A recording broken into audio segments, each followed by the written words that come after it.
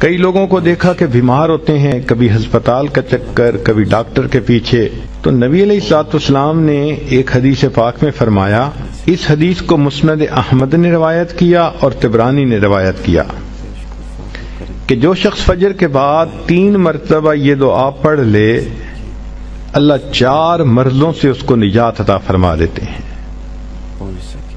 امید ہے کہ مستورات توجہ سے یہ بات سنیں گی اور اس کی اہمیت کو ذرا سمجھیں گی کہ جو شخص فجر کے بعد 3 مرتبہ یہ آیت پڑھ لے تو اللہ تعالیٰ اس کو 4 بڑے بڑے مرضوں سے بچائیں گے۔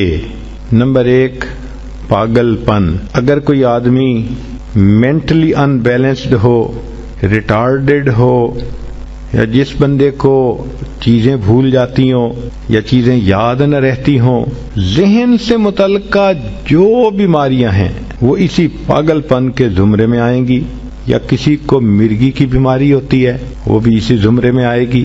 تو پہلی بیماری جو اللہ تعالیٰ دور کرتے ہیں وہ ہے پاگل پن، اور دوسری بیماری کوڑ پن۔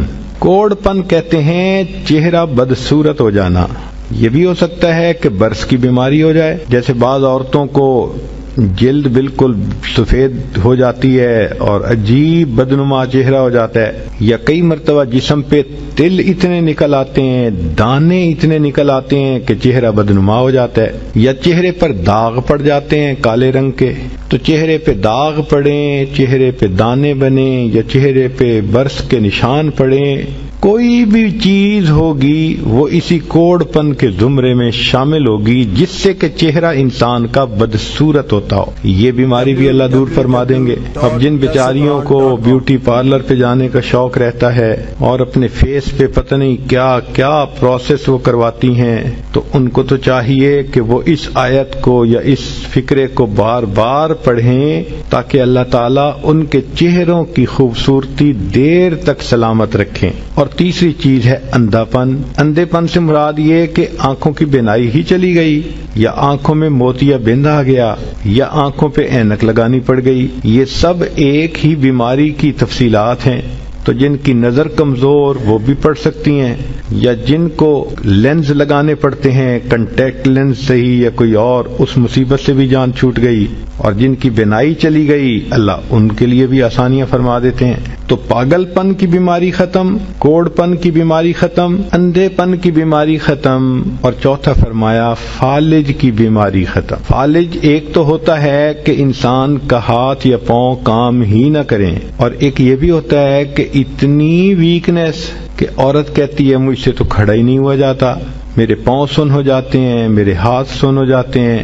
یہ ساری چیزیں کمزوری اور فالج کی ابتدائی سٹیجز ہیں، تو یہ سب چیزیں ٹھیک ہو جاتی ہیں۔ اب بتائیں کہ اتنی بڑی بڑی بیماریوں سے جس بندے کو بچنے کی خوشخبری مل رہی ہو تو وہ تو پھر اس عمل کو کیے بغیر رہ ہی نہیں سکتا۔ اور یہ عمل دیکھو چھوٹا کتنا ہے۔